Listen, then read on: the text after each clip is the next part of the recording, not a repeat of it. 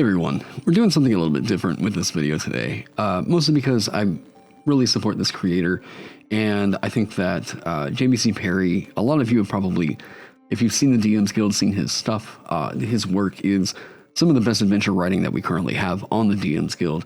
Call from the Deep, Shore of Dreams, I've reviewed some of his work here on the channel in the past. I even went so far as to call Shore of Dreams the best one-shot I've ever run. So, it's been a hot second since he has put something up on the DMs Guild. I want to say it may have been Dragon Relics. And today, I think this was today, right? We got a newsletter out, and I reached out to Josh because I was like, hey, I want to make sure that you're cool with this, because I think that more eyes need to be drawn to this, especially people that are entering the Dungeon Masters Guild creator sphere, like I think many of you are considering doing. So if you're considering using the Dungeon Masters Guild to publish your homebrew content, there's some things that you should know about publishing over there. And I think that Josh highlighted a few of the points that have irked many people over there. So let's read through this, and I'll give you my thoughts. I'll kind of pause as we go along to tell you, maybe clarify some things that Joshua doesn't totally get into in here. So this is why I left the DMs Guild. The link for this I'll post down in the description below. And again, I did reach out to see if it was cool if I read this and posted this as a video on my channel. Josh said it was all good. So getting into this one.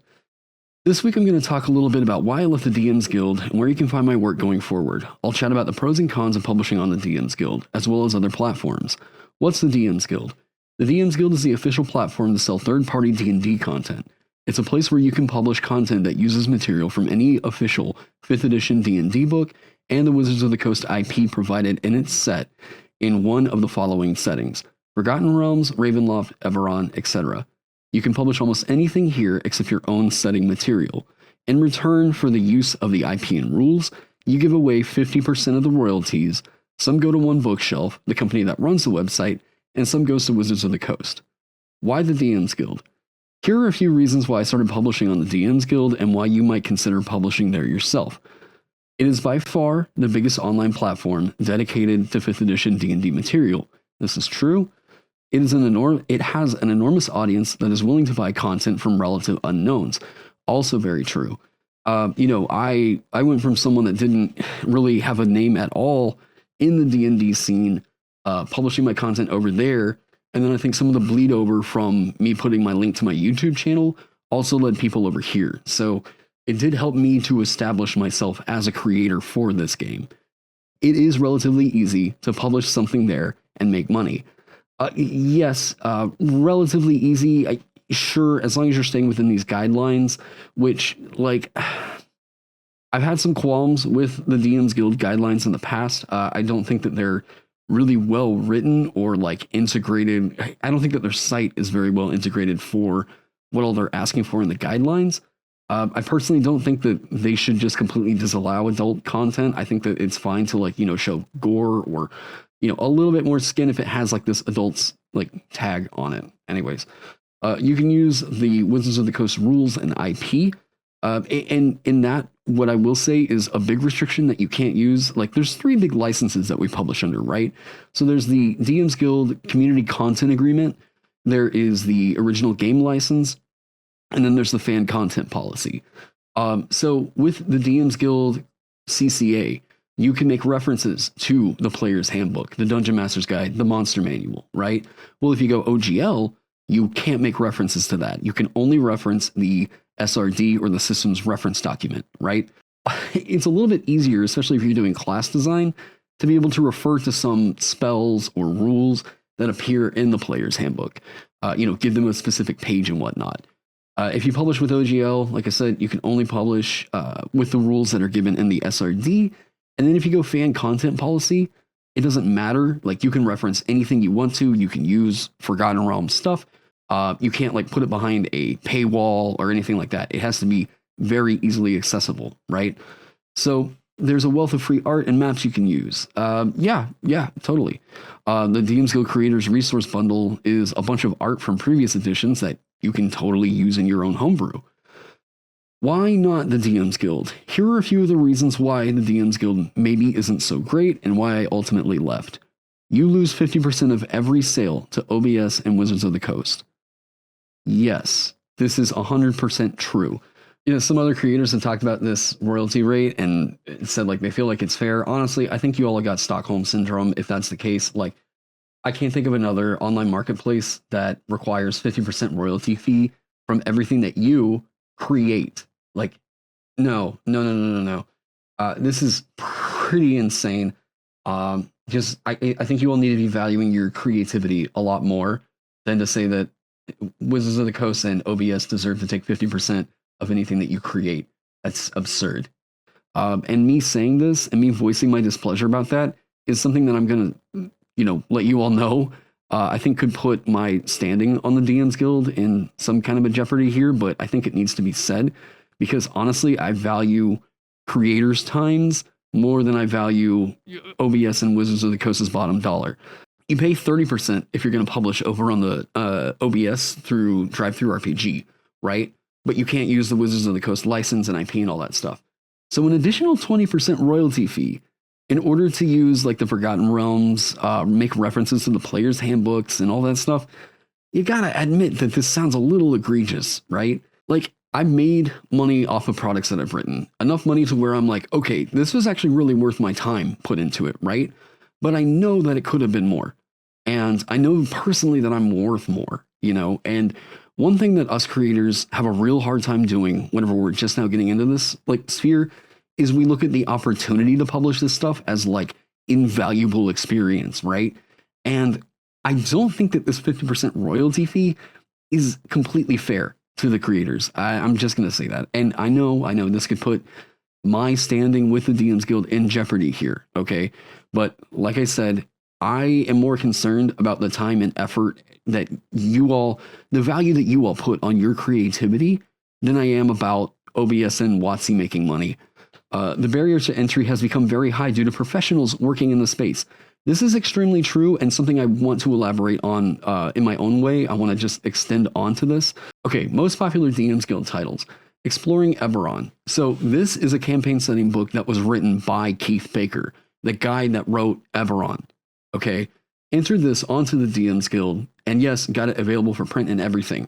I absolutely think that this should be here, but this has been up in the top 10 for about 6 months. Something like that. I might be overestimating, but this has been on here, up in the top 10, and it has basically removed a spot in the top 10 for other smaller creators to come up and possibly compete in here for this space. Now, a product that I contributed to, Toss's Crucible of Everything Else, is sitting right here in the third position place, right? We've also been sitting there for a very, very long time. Exploring Eberron, let me just take a look. So it was added to the DMs Guild. Okay, July 30th, 2020. So we are actually coming up on, well, here in the next month. It has been sitting in the top 10 basically since it was put up there. So this is the Italian translation, and it's occupying another space. Same thing with Monster Manual Expanded by DragonX and the Monster Manual Expanded 2 by DragonX. These have all been up here for a very, very long time. And like I said, this is keeping some pretty great material from coming up here and also getting exposure. What I think needs to happen is that any content that's been up here for longer than, let's be pretty broad, right? Let's say 6 months. Any content that's been in the most popular DMs Guild titles should probably be put into like either a Hall of Fame or like a Legacy. I don't know, some kind of a different tier than other content that's up here in the top 10. Because it's really clear, this is great material, right? This is professional hardback material. But like, it's pretty hard to enter the space of, it's pretty hard to compete whenever something like this is up here in the top 10, right? It's something to make note of, that it's pretty hard for new content to get that exposure, right? Ross's Shaman very well would have been pretty high up in the top 10 had Exploring Eberron, been promoted to some other kind of tier. You lose the publishing rights to your work. 100% true. Now, I can't take the merchant or the dancer off the DMs Guild and go and make it available for hardback print anywhere else. That's just the nature of the license. As soon as you publish it up there, you no longer have the rights to publish this in any other capacity, which, you know, I can kind of understand why they're doing that. But like, if you have enough people that are requesting like hard or softback print and you can just never allow it because you put it up there as a PDF, that kind of sucks. Um, yeah. Also, like, okay, if the DMs Guild does go through and decide that they want to ban you and you lose the rights to publish your work, and then maybe it's not available on the DMs Guild or you're not able to draw that revenue anymore or whatever, they just get to keep it and it dies. And like, there's not really a lot of transparency about that. Beyond PDF, you have no control of the format of your work. So yeah, and I think that was Josh's big complaint that we'll get into here later on. You can't easily interact with your customers. True.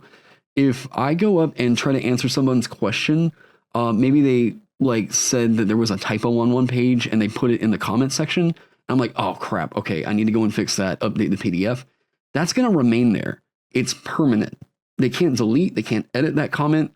If they didn't do that within the like first 10 minutes of posting it, that comment is permanent. So that's going to stay on the storefront. And it's just kind of like, you could have fixed it, but it looks like there's a ding on your, it's a blemish on your product, you know, it's kind of irritating. We've been lied to about how certain aspects of the site work. Guild adepts, for example. Okay, this is something I can't speak to in terms of like, you know, personal knowledge or anything, but I will say that the Guild Adepts program hasn't produced anything. I think it's been what, like 6 months? Okay, yeah, the last thing was my dad's monster manual from James Intercasso, and this was put out on December 15th, 2020. So the DMs Guild Adepts program doesn't really seem super active. Like, we don't really know what's happening with it. Yeah, as I said, I can't really speak to that because I'm not personally familiar with the program itself. But I do know that it doesn't seem to be doing what Wizards of the Coast or the DMs Guild had thought it would do. So let's move on into the meat of this. So my journey. Soon after I published Call from the Deep, I realized that I wasn't going to continue publishing on the DMs Guild. Call from the Deep was a great success for me, and I don't regret publishing it on the DMs Guild. But it did highlight to me the various flaws of that site that I have struggled to put aside. The first thing I'll say is that you should not publish on the DMs Guild unless you are using Wizards of the Coast IP. Okay, let me pause there. I 100% agree with this, okay? As somebody that has had a lot of work that I've put out there on the guild, I don't think that you should publish there unless you specifically need to use Forgotten Realms, Eberron, Ravenloft, or you, for whatever reason, you absolutely cannot create a character concept without referencing the player's handbook in some way. I kind of had to do that with a dancer. I tried to go through various ways to publish at OGL. I just couldn't get around it. If you have 5th edition content you want to publish that is setting neutral, seriously consider Drive-Thru RPG. 100% yes. Although the audience is more varied, you'll be losing a lot less of your royalties, 30 to 35% rather than 50%. If you're feeling brave, you could even try publishing on itch.io, 10%, or Kickstarter, roughly 8%. As soon as Call from the Deep went up on the DMs Guild, I was besieged with comments asking if it would ever be available in print. I petitioned the admin several times, showing the amazing response that the campaign had received, and how many people were willing to buy print copies, but to no avail. This meant that not only was I missing out on sales, but I was getting a bad public image as a creator for being unable to deliver what customers wanted. Eventually, I tried to get around this by including print-ready files and teaching people how to get an at-cost, still expensive, through the publisher's side of Drive-Thru RPG, DMs Guild's sister site. But when this was discovered, I was asked to remove the guidance and was told I'd be unlikely to gain support from the DMs Guild for my future work because of it. No promotion in newsletters, no future print products, etc. So on this, I will say that Joshua made a mistake, okay? Going around this to try and possibly, like, if you were to do this, this could create a bad relationship between the DMs Guild and possibly Drive-Thru RPG, maybe their print runner, something like that. So there's a lot of stuff behind the scenes that we might not know that doing this could cause a like conflict between these two sites, right? So is it in violation of the DM's Guild creators content agreement? I think it's very possible that it is. But I also think that like people can do this if they want to. So I don't know. Like there's other websites where you can print this for yourself if you want to, right? You can go through like Lulu or I mean there are resources to do this, right? If I took it up to Staples and got the okay from the creator, then like yeah, like you could probably do that. We included text to do that in Legends of Frozenfar, like for real. It wasn't, you know, through Drive-Thru RPG. It was, if you want to get it printed, here's the way you can do that. Basically just giving you permission to go print it, right? So this is an issue that happens whenever you put a PDF up on the DMs Guild. Now, that is set in stone. Unless you previously talked to some of the DMs Guild admins, you cannot ever get that thing put into print on demand. That has to be a process that's approved like months in advance. It's been frustrating. It has been a pretty frustrating process to go through, especially whenever we have so many people that are requesting that we get our stuff out in print on demand. And we just know, like, I would love to be able to do that, but for some reason, there's this arbitration in the guidelines, right? So, yeah, that's one thing that I will say is like pushing me away from thinking like, why would I want to make a big book if I can't have a guarantee that it's going to be able to make it to print?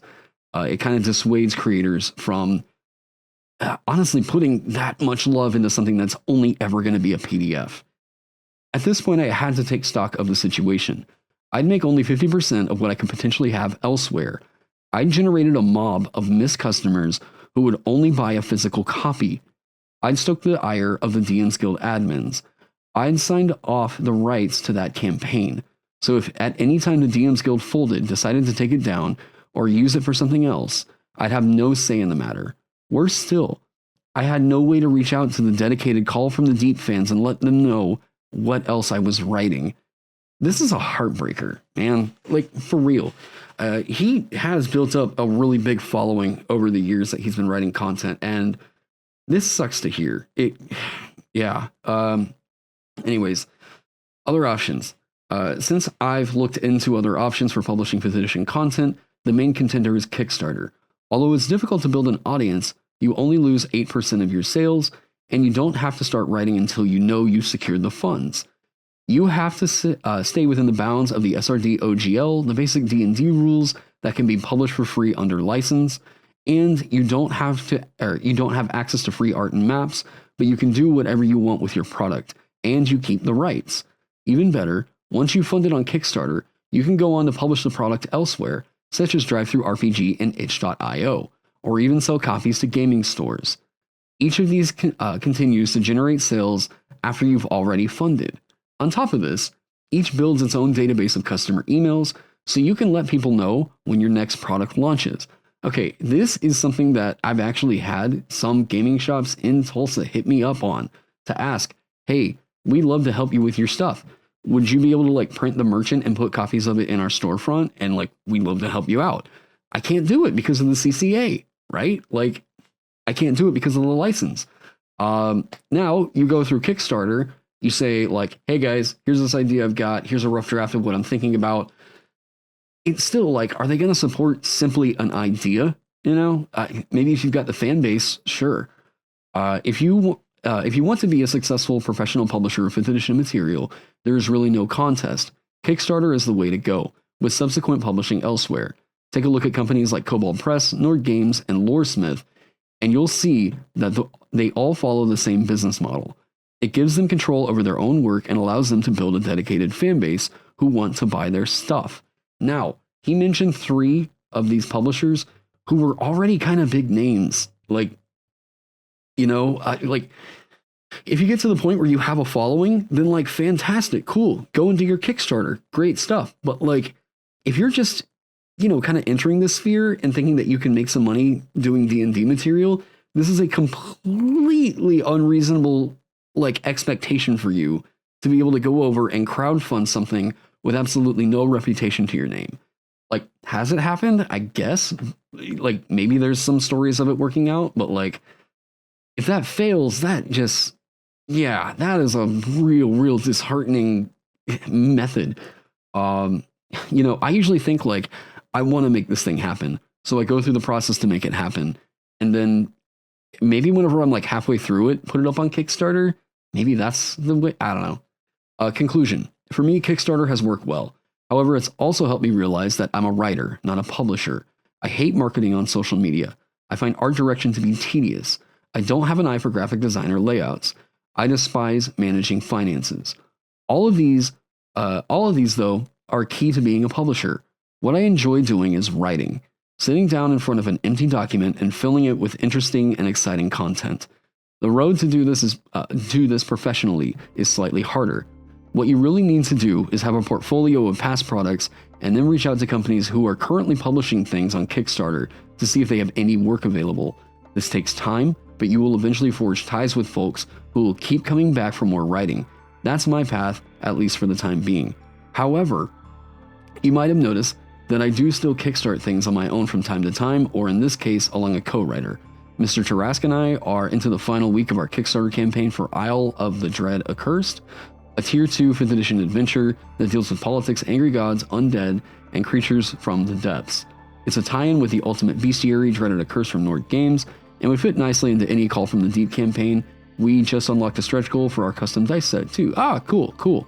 Okay, so that's the end of the newsletter. The end of it's a bit of a promotion. So what I will say is I think that, as many of you have asked, do you need to publish yourself on the DMs Guild? And I completely agree with Josh's stance here, where if you're a newer creator, right? Maybe the DMs Guild is okay. Maybe the DMs Guild, you put up like a subclass for 50 cents, make 25 cents every time it sells. Sure, whatever. But if you're becoming a bigger creator where the content that you write, you develop your own style, you have a following, you know the licenses and you can kind of navigate okay, we can't use anything from Monster Manual players, et cetera, et cetera. I think there becomes a point where you just don't need the DMs Guild anymore. But these are very few and far between.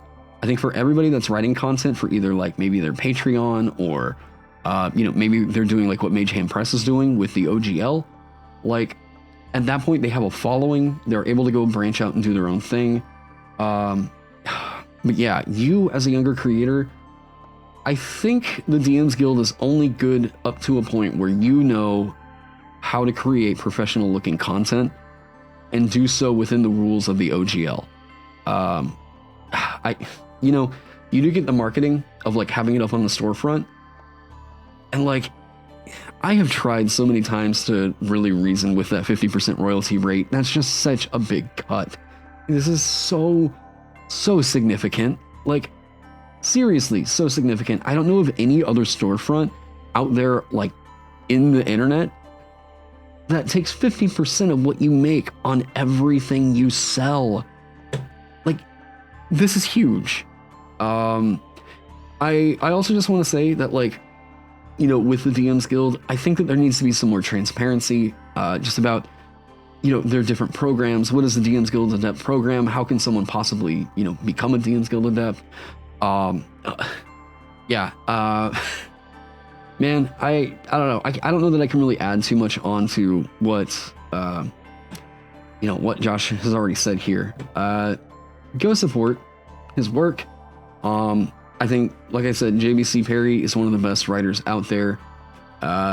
Really hurts to see, really hurts to see the policies of the DMs Guild push one of the greatest adventure writers out there completely off the platform. So that's my thoughts on this. Let me know what you all think down in the comment section below. I will be doing a live stream here later on tonight, so stick around for that. Anyways, I hope you all are staying safe, staying healthy, and I can't wait to see you in the next one.